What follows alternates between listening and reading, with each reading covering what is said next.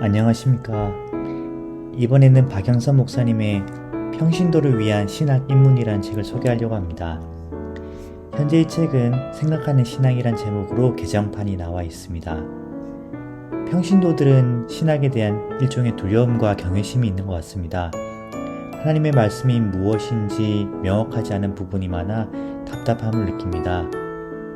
10년, 20년 신앙생활을 해왔지만 내가 이해한 말씀이 신학적으로 맞는지 아니면 단순히 내 생각인지 확신이 없습니다.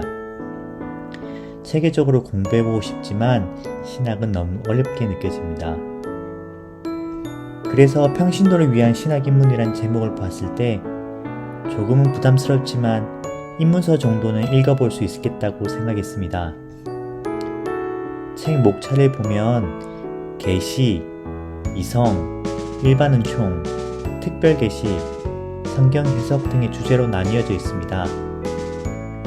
오늘은 1장 계시와 2장 이성이란 무엇인가 라는 주제에 대해서 제가 이해한 만큼 요약해 보겠습니다.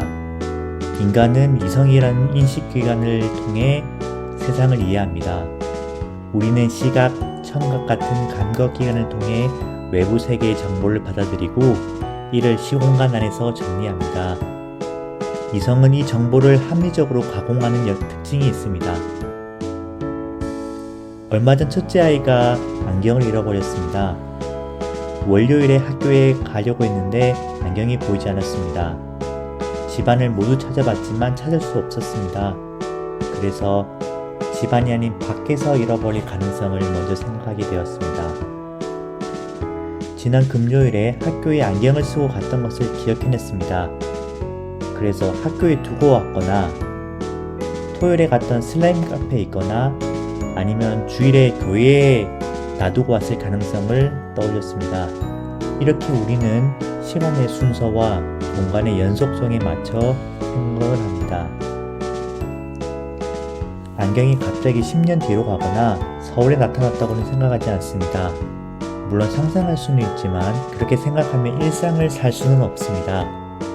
우리는 이성을 통해 시공간 차원에서 세상을 이해합니다. 이를 유한자의 시각이라고 할 수 있습니다. 하지만 하나님은 시공간을 초월한 분이십니다. 말 그대로 초월자이십니다. 우리는 유한자로서 초월자인 하나님을 감지할 수 없습니다. 그래서 하나님이 먼저 우리에게 인식할 수 있는 형태로 자신을 드러내셔야만 우리가 하나님을 알 수 있습니다. 이렇게 자신을 드러내신 것이 계시입니다. 문제는 우리가 하나님의 계시를 이성이라는 틀 안에서 받아들일 수밖에 없다는 점입니다. 계시를 이성의 틀에 맞게 가공해버리는 문제도 발생합니다. 이성으로 인식하는 과정을 거친 계시의 내용이 그 본질을 그대로 담고 있는지 아니면 해석 과정에서 훼손된 것인지 알기 어렵습니다. 여기서 하나님의 말씀을 어떻게 이해할 것인가의 문제가 생깁니다. 이성의 합리성을 강조한 신학이 자유주의 신학입니다. 사람이 어떻게 죽었다가 다시 살아날 수 있을까? 아마 기절한 것이겠지. 아니면 제자들이 시신을 훔쳐갔겠지. 혹은 사람이 어떻게 바다 위를 걸을 수 있을까? 뚜까를 걸었겠지. 아니면 제자들이 환각을 본 것이겠지. 이런 식으로 성경 말씀을 합리적인 이성의 틀 안에서 해석하려고 합니다. 반면 근본주의는 계시된 내용을 있는 그대로 받아들이자는 접근입니다.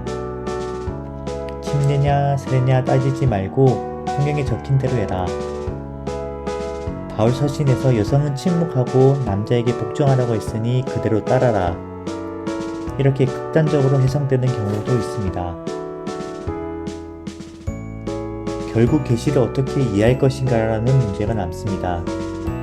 하나님은 계시를 통해 단순한 정보를 전달하는 것이 아니라 자신의 목적을 보여주십니다.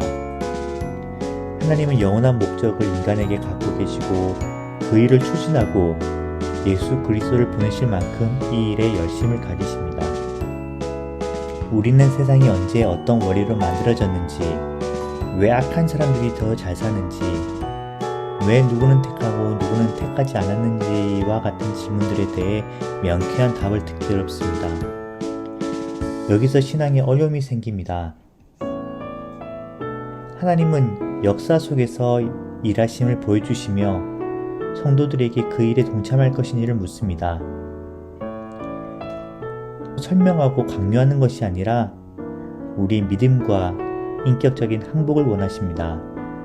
우리가 하고 싶은 일에 하나님에 관한 정보를 갖고 있어야 하는 것이 아니라 하나님께서 하시고자 하는 일에 우리가 동원되어야 하는 것이 성경 계시의 올바른 요구이자 방향입니다. 다른 종교들은 인간이 지혜를 찾고 고행을 하고 신에게 도달하려고 합니다. 이는 인간의 목표 달성, 자아 확장, 영혼의 고향을 위해서 그렇게 합니다. 결국 주도권은 인간에게 있습니다.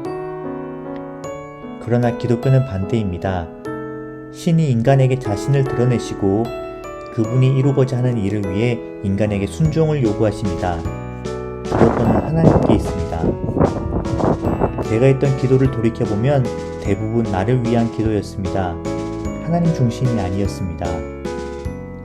하나님의 일하심을 위해 내가 참여하겠다는 기도가 아니라 나의 일에 하나님의 능력을 동원해달라는 기도였습니다. 이전에는 성경을 이해한다는 것이 지성으로 파악하고 정리되어야 하는 것이라고 생각했습니다. 하나님의 주권과 인간의 자유의지가 상충하는 것처럼 보였습니다. 삼위일체는 무엇인지, 하나님의 과거, 현재, 미래에 모두 알고 계시는 것이 무엇인지, 이런 난제들을 명쾌하게 이해해야만 수준에 도달한 것이라고 여겼습니다. 그러나 이제는 하나님의 초월성을 인정하고 이성의 한계를 깨닫고 계시의 목적과 특징을 이해하려고 합니다. 더 깊은 이해를 원하신다면 박영선 목사님의 생각하는 신앙을 읽어보시길 추천드립니다. 감사합니다.